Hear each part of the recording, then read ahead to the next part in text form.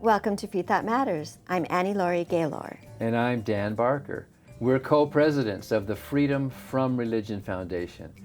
Our guest today is going to tell us how the far right has become so successful in attacking reproductive rights and what we can do about it.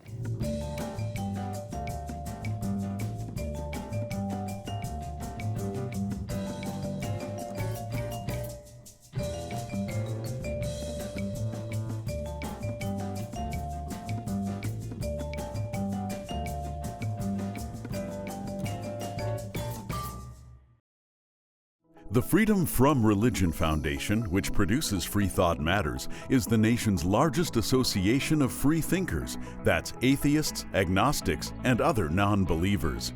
We invite you to join us in our vital work to keep our secular government free from religious influence. Become a member at FFRF.org or ask for a complimentary copy of our newspaper, Freethought Today. Freedom depends on freethinkers. Watch prior episodes of Freethought Matters on FFRF's YouTube channel.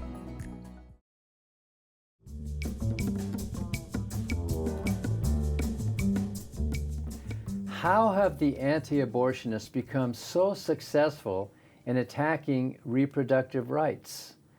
Our guest today will tell us. Sian Norris is a writer and investigative journalist. She worked as chief European and social affairs reporter at the UK's Byline Times, where she covered far-right movements and their move into the mainstream. She was the first woman appointed as the Ben Pimlott Writer-in-Residence at Birkbeck, University of London, in the politics department. Sian Norris is a leading voice in the UK feminist movement. She's been published in The Guardian, The New Statesman, and many other publications. She's the author of the book, Bodies Under Siege, How the Far-Right Attack on Reproductive Rights Went Global.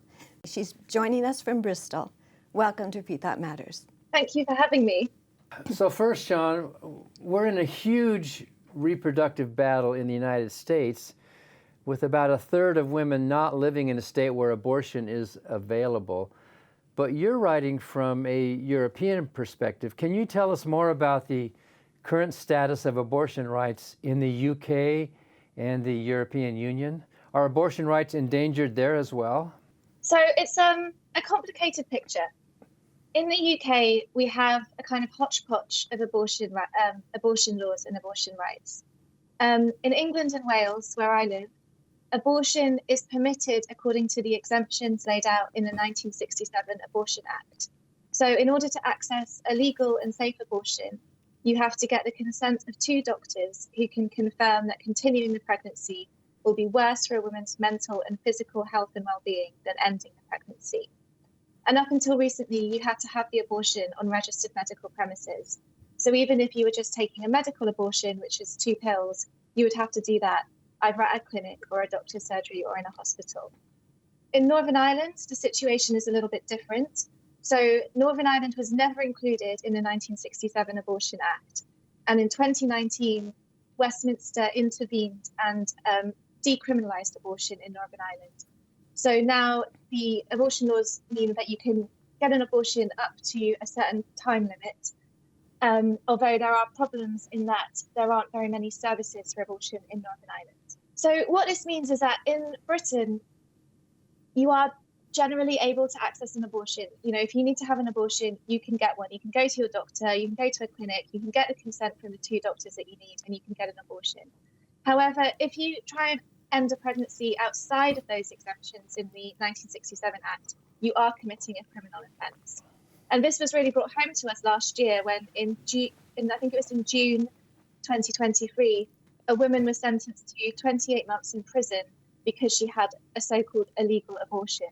So she had an abortion outside the upper time limit. And this has really led to more calls in the UK to have proper decriminalisation of abortion, so that rather than having abortion treated as a criminal issue, it's treated as a healthcare issue. And with the new Labour government, I've got real hopes that that is going to be the case. More broadly, on a European perspective, again, it's a real mix. Most European countries have abortion available on demand, So they don't have this kind of weird criminal aspect that we have in the UK or in Britain. But there are many countries that have a lot of restrictions. So, for example, countries where you have to have a cooling off period before you're allowed to actually have your abortion. Countries where there is enforced counselling before you have an abortion. And particularly in countries where we're seeing that swing to sort of more authoritarian far-right politics, such as in Hungary, we're seeing more and more of these kind of restrictions coming in. And then, of course, in Poland and in Malta, abortion remains a criminal offence, and women really struggle to access any kind of legal abortion. In Poland, you're only allowed an abortion in cases of rape and incest and in cases of like threat to the mother's life. But as a result of that, in the last few years, we've seen at least 7 women die in Poland as a result of not being able to access safe and legal abortion. Thank you for that summary. You write in your book, Bodies Under Siege, that alerting people to the fact that we have a choice is the purpose of this book. What first got you interested in this issue? So I've always been interested. I've always been a feminist. I've always been involved in the feminist movement. And in my 20s, I was a feminist activist, and then, was always writing about feminism. And in 2017, I was looking at something to write about as a journalist, and noticed that there was an anti-LGBT referendum taking place in Romania. And this vote was to try and do like a preemptive strike about equal marriage. And so I was like, okay, that's interesting. I'm interested in LGBT rights. I'm interested in Eastern Europe. So I went over to Romania and interviewed various activists about this referendum to find out where the threats were for gay rights in the country. And what kept coming up was that there was all this influence of American Christian nationalist and Christian right organizations on this referendum. Alliance Defending Freedom was very prominent. The Liberty Council were very prominent. Excuse me, but that is so shocking that these Christian nationalist U.S. groups are going overseas and spreading their poison. Yes, that's what I thought. So I started looking into it more and increasingly started to see these organizations from the US getting very active in national politics in Europe. So whether that was LGBT rights referendums or abortion politics or abortion referendums, you kept seeing these same names, these same organizations popping up. And that was really the kind of starting point for me to like thinking, okay, well, where is the threat to abortion and as well LGBT rights, which is, what that particular Romania referendum is about. Where is this threat coming from and how is it being organized? And, I started, as I say, like Alliance Defending Freedom, sort of working internationally, working in the UK, working in, European countries to try and push this anti-abortion, anti-LGBT agenda. Liberty Council, very active in East Africa for a long time, increasingly active in Europe. The European Centre for Law and Justice, which is the European arm of Pat Robertson's American Centre for Law and Justice. So really, I got into this subject and into this research because I wanted to find out who were the organizations, who were the influencers, who were the power brokers in this push against abortion rights, and what was the ideology that was feeding that push against abortion rights. And it's religion, I take it. Religion. Yeah. Religion is a really big part of it, but I was also really interested in sort of almost taking it out of the religious space and into the political space. And that's when I started to look into the far right links and how the sort of racist, misogynistic, homophobic, transphobic movements and organizations and influences were weaponizing abortion, weaponizing these issues in order to fight back against abortion and push for their kind of white supremacist, male supremacist agenda. And so while I'm really careful and really conscious of not ignoring and not acknowledging the role religion plays, because we know a lot of these big organizations, they're Christian nationalist organizations, they think they're doing, sort of God's work and promoting Christian values in the States and around the world. I was really interested in how far-right political movements were talking about abortion and trying to roll back abortion rights, and to see it in that political space as well as the religious space. Well, because they're both connected with each other, those two spheres. You uncovered something earlier this year. You had an expose published by Open Democracy about how some leaked emails show that the Trump administration tried to intervene in the case of a baby on life support in a London hospital. In America, we're not very familiar with this case. Can you tell us more about what happened? I'm actually now working as the senior investigative reporter at Open Democracy. It's a fairly new role for me, but I've had a long-standing relationship with Open Democracy, so it's been really nice to sort of come back into the fold. And yeah, the first piece that I did for them in this new role as senior investigative reporter was to look at these leaked emails from the Agenda Europe network. And we can talk a bit more about who Agenda Europe is, but ultimately, as you say, one of the findings that we discovered in this cache of emails was how during the Charlie Gard case, the Trump administration wanted to intervene. They wanted to see what they could do. So Charlie Gard was one of those, utterly heartbreaking, devastating situations where a young baby had a life-threatening condition, a life-limiting condition. He was not going to survive. He was incredibly sick. And there was a sort of legal battle as to whether or not the hospital could turn off the life support. And, your heart absolutely breaks for the parents, for the family. You think about the awful pain of losing a child and how frightening it must have been for them.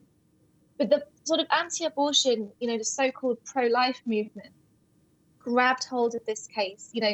There was a huge amount of American activity on this case. And these organizations really weaponizing the legal case against this hospital to sort of push that, the UK was trying to kill this child. And we saw a lot of issues around social media activity, so awful, like vitriolic attacks on the hospital staff. We saw like rallies outside the hospital. And then the sort of Trump administration kind of wanting to see how they could help.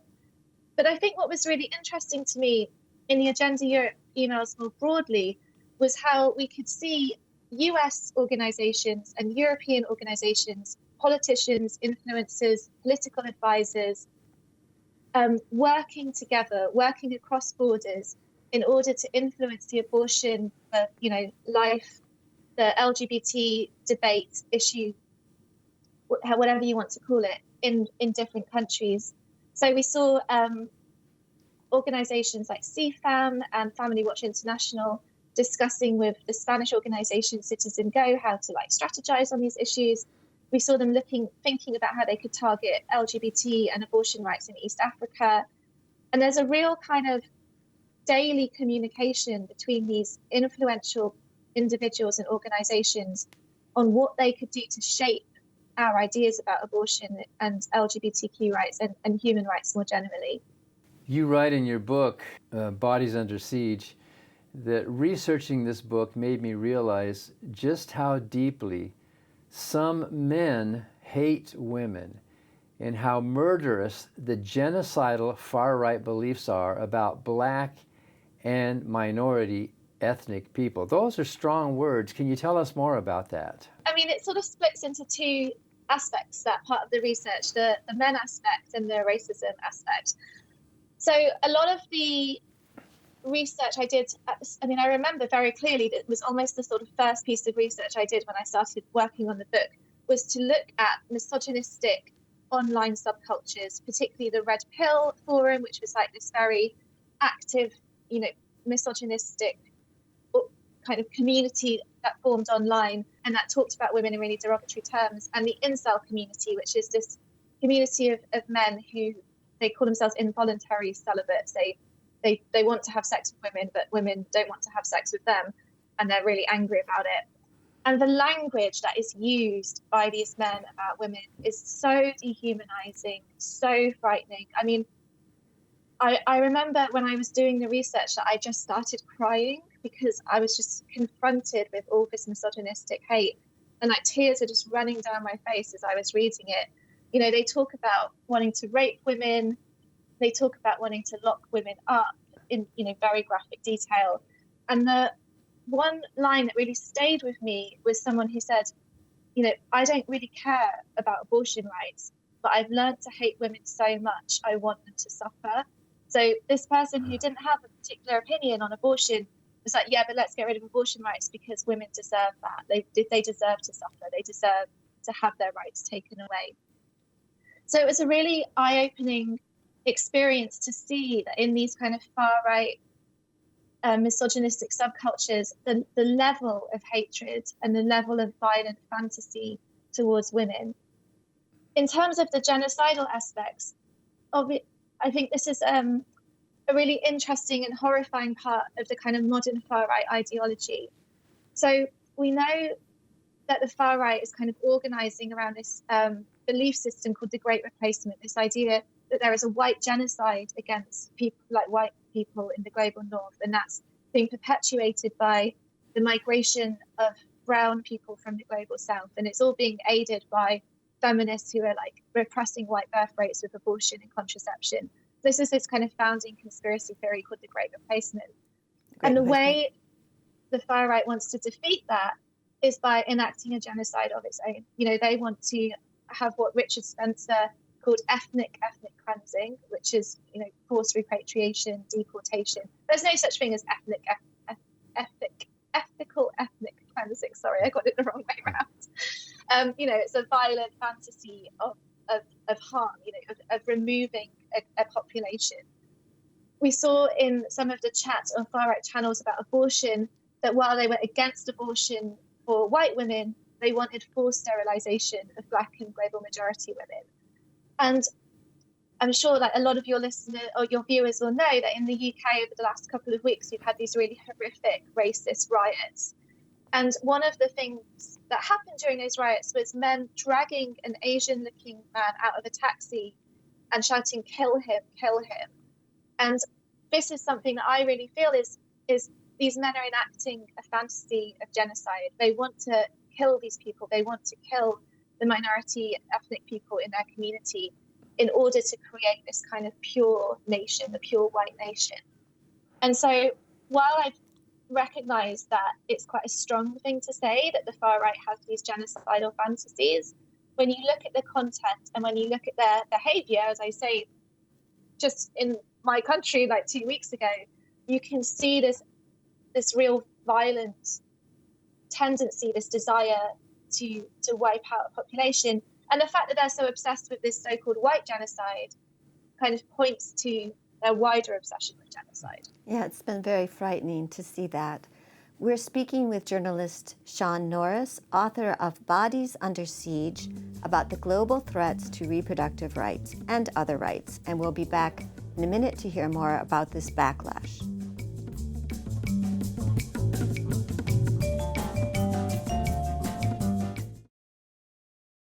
Hi, I'm Ron Reagan, an unabashed atheist. When I first recorded that commercial back in 2014, being openly atheist in America was still fairly uncommon. Today, the fastest growing religious group in the country is the non-religious, especially among the young. That progress is heartening, but the religious pushback is fierce and the forces of Christian nationalism are well organized. Our progress won't continue unless we work together so that reason and our secular constitution will prevail. That's why I'm asking you to join the Freedom from Religion Foundation, the nation's largest and most effective association of atheists and agnostics working to keep state and church separate, just like our founders intended.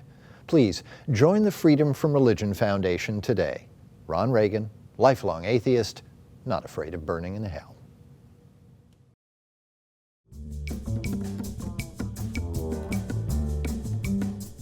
Welcome back to Freethought Matters. We're continuing our conversation with Sian Norris, a journalist and author of the book Bodies Under Siege. We've been talking about the global threats to reproductive rights. Sian, I was a bit surprised to see your book. You mentioned something called a satanic plot that's going on. What is that all about? No one was more surprised than me that I was writing about satanic plots in a book about abortion. So in 2019, I went undercover in an anti-abortion meeting in the UK and was kind of expecting, you know, them to say horrible things about women, to say horrible things about abortion, to, you know, sort of repeat mythologies and disinformation about reproductive rights. And instead, I was treated to a lecture on how abortion was a form of satanic ritual abuse, and that every abortion is designed to make Satan's power stronger. And then lots of very weird things, like that there are so many Satanists in Westminster because we have so many abortions in the UK. It was very bizarre, very odd. And I remember being like, okay, well, I can leave this meeting now because I've got my story. And so that was the kind of first time I heard about this sort of linking between Satanism and abortion. But then when I looked into it more, of course, what turns up is the QAnon conspiracy theory, which is very much linked to this idea that liberal elites, Democrats, Tom Hanks, whoever, are trafficking children in these sort of satanic rituals in order to harvest some kind of hormone that gives them eternal youth. I mean, it's the weirdest conspiracy theory I've ever heard, and I've heard some odd ones. And actually, then when I looked into it some more, I could see that the sort of satanic conspiracy was linked to the Great Replacement conspiracy. So the individual that gave the lecture at the anti-abortion meeting that I went to did a video where he talked about how Muslim migration was part of this satanic plot to de-Christianize the West, and that this was all being aided by, again, abortion and contraception. And when we go even deeper, we go further back, we can see in the 1980s there was a big kind of satanic panic. This was very much linked to the sort of rise of women's liberation, this idea that women were going to work, they were getting reproductive rights, and their children were being put in daycare, and they were in danger of these satanic rituals. And of course, if you go even further back, we see the satanic ritual myth coming up in the very old anti-Semitic blood libel conspiracy theories. So when we look at far-right conspiracy, we can often see this kind of linking together of satanic ritual abuse, satanic panic, Great Replacement, de-Christianization, and all of it is designed to, strip away women's reproductive rights. Well, I've got good news for these conspiracy theorists. There is no Satan. So it was so weird. It was such a weird day. Your book was published before the vote in Poland earlier this year that showed a little positive movement on abortion. Does that increase your optimism? And can you tell us again what the status of abortion rights is right now in Poland? Yes, absolutely. So the status of abortion rights in Poland right now is that it's banned in most circumstances. So you can have an abortion in cases of rape and incest and in cases of threat to the mother's life. And in end of 2021, the court ruled that the other exemption that had been in place, which was in case of fetal anomaly, they would no longer allow abortions for that exemption. And so the abortion laws became even tighter in early 2022. And as you say, this was all happening under the Law and Justice Party, which was a far-right party. They were also very anti-migrant. They were also very anti-LGBTQ+. And we recently had an election in Poland that brought in a more centre party. And there's a lot of hope, a lot of optimism that they will do something about the abortion laws. Because as I mentioned earlier, since the ban on abortions in cases of fetal anomaly, we've had at least 7 women die. Women dying because the doctors take what they call the waiting position. They won't intervene until it's really clear that there is a threat to the mother's life. And in that case, when that becomes really clear, it's too late. But I am in general, not just about Poland, but in general, very optimistic about women's reproductive rights. I do really believe that despite the catastrophe of Roe being overruled in the US Supreme Court, when we look on a global scale, we've seen real progress in places where we might never have imagined progress. So in Argentina, they decriminalized abortion. State after state after state in Mexico is decriminalizing abortion. In Northern Ireland, we decriminalized abortion. In Ireland, we decriminalized abortion. France has adopted abortion as a constitutional right.